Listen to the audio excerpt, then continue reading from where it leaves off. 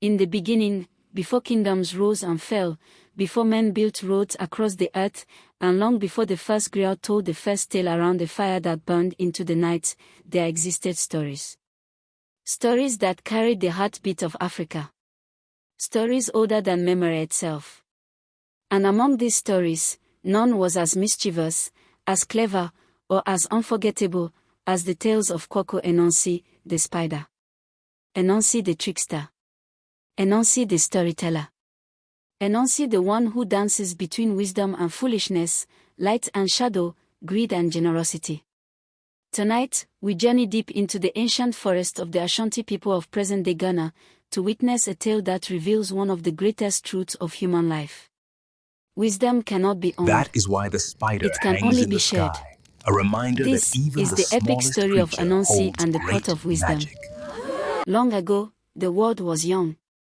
The rivers were still carving their paths, the mountains were still rising, and all creatures, from the crawling insect to the mighty lion, wandered without understanding. Humans stumbled through life without learning from their mistakes. Animals repeated the same errors again and again. Even the spirits of the forest were confused by their own purpose. Because in those days, wisdom was not in the world. It was hidden far above, in the heavens, locked away by Niam, the sky god. Niam, the all-seeing. Niam, whose voice created the first dawn. Niam, who alone held the knowledge of life. He kept wisdom inside a large clay pot, sealed and protected by enchantments older than creation itself. Only one being had ever dared look upward and dream of possessing that power. And that being was Anansi. Anansi was not like the others. He was small, barely the size of a child's hand. But his mind, sharp as the edge of a freshly forged blade. He looked at the world and saw its mistakes. Fools ignored advice. Hunters chased animals into their own traps. Men quarreled over the same small things every day. Women lost their way in the forest paths. Children burned their fingers touching fire again and again. Oh, Anansi would sigh. If only they had wisdom. If only I had wisdom. With wisdom, I could rule the world. They would come to me for answers. They would kneel before me in admiration.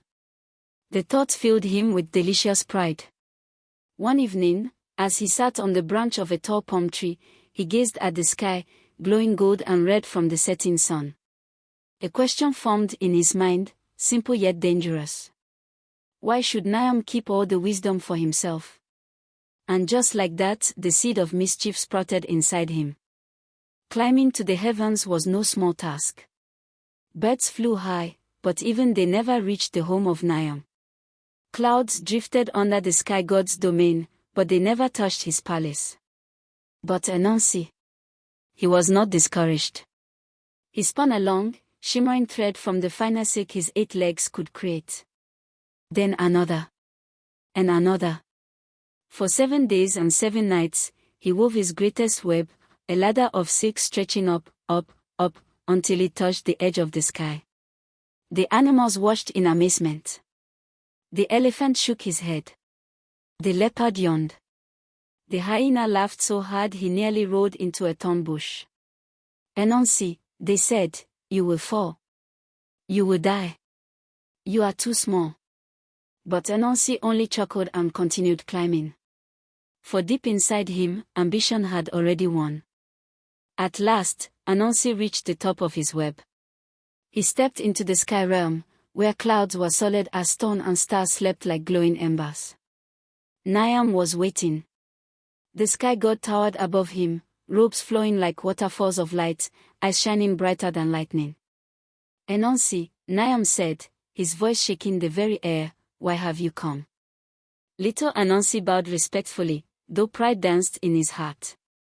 Great Niam, father of creation, he said, I have come to ask for wisdom. Niam raised an eyebrow. And what will you do with wisdom, little spider? Anansi thought quickly. I wish to guide the creatures of the earth. To help them understand the world. Niam stared at him for a long time, as though he could see through every lie, every hidden thought. Then he spoke. Very well, Anansi. You may take the pot of wisdom. Anansi gasped. But know this, Niam continued. Wisdom is not meant for one. It is meant for all.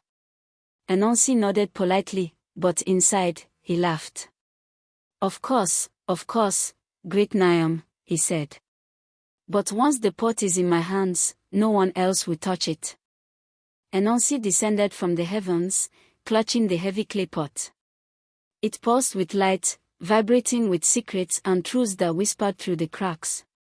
When he touched it, he felt knowledge rushing through him like a river. He understood how the stars moved. He knew why the birds sang at dawn. He learned the hidden paths of the forest. He saw the mistakes of the world and how they could be fixed. And in that moment, his pride grew tenfold. No one deserves this but me, he declared. I will keep it safe. I will keep it hidden. And they will come to me begging for answers. He scurried home quickly. But his joy did not last long. Anansi feared another creature might steal the pot. So his greedy little mind began to scheme. I must hide it somewhere no one can reach, he muttered. But where? He considered burying it underground. Too obvious. He considered hiding it in the river. Too accessible. He considered placing it in a cave. Too suspicious. Then an idea sparked, bright and foolish. I will tie the pot to my belly and climb the tallest tree in the world. No one will ever look there. It was absurd. It was impractical. It was pure Anansi. He wrapped thick ropes around the pot and tied it tightly against his stomach. Then he stood before the giant tree, a towering iroko that seemed to touch the sky itself. He began climbing. But the pot was heavy. So heavy it knocked his legs. So heavy it swung back and forth, hitting every branch. Again and again, he slipped. Again and again, the pot pulled him downward. From below, animals gathered to watch. The monkey laughed. The parrot shouted, Go higher, Anansi. You're almost there. Though he clearly was not. Even the antelope stopped grazing to watch the foolish spectacle. But the loudest laughter came from one creature. Anansi's own son. His son, Ntikuma, was young, but sharp. He stood at the foot of the tree, watching his father struggle and complain. Finally, he cupped his hands around his mouth and called out. Father! Why don't you tie the pot to your back instead of your belly? It will be much easier. Anansi froze. His 8 legs trembled with shock, and something inside him twisted painfully. His son had outsmarted him. He, Anansi the wise, Anansi the planner, Anansi the mind of 1,000 schemes, had been given a better idea by a child. A child. Anger swelled in him like a rising storm. So I have climbed all this way, he hissed, with the pot of wisdom itself, and I am still not the wisest. In that moment, Anansi understood something painful. Wisdom was not something that could be hoarded. Wisdom appeared wherever minds were Anansi, open. Wisdom please existed even in those he considered there beneath is him. another way. And he hated that truth. Anansi was overwhelmed by shame, by anger, by pride cracking inside him. He looked at the pot tied to him. He looked at his son. He looked at the animals watching him, whispering, laughing, judging. And then something inside him snapped. With a furious scream, he threw the pot off the tree. Down it fell. Down, down, down. The pot shattered into 1,000 glowing pieces that flew across the world, carried by the wind, scattered by birds, washed by rivers, and picked up by humans, animals, and spirits. Every being touched by a shard gained a little wisdom.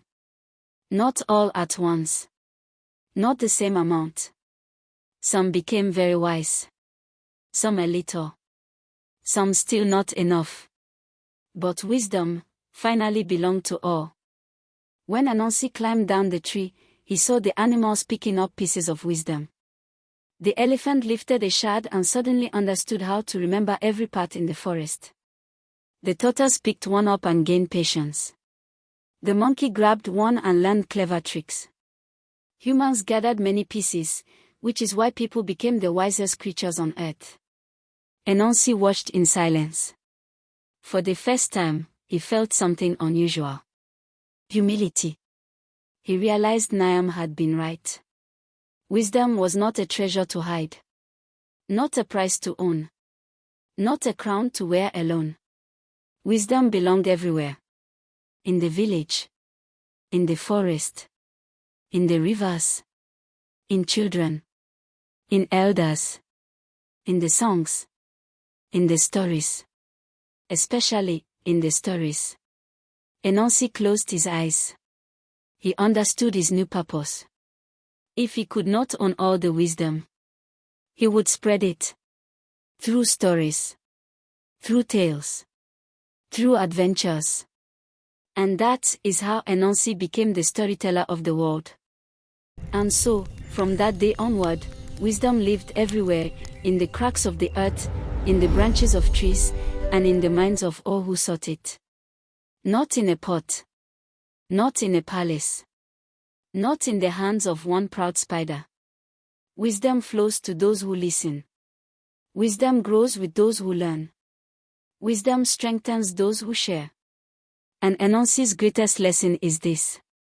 No one becomes wise by keeping knowledge to themselves. We become wise by giving it away. Picture now the fires of ancient villages flickering into the night. Picture storytellers sitting beneath the moon. Picture children gathered close, eyes wide. And picture a small spider, hanging on a silken thread above them all, smiling. For every time a story is told, a piece of wisdom takes flight. And Anansi smiles. Because in the end, he was right where he belonged.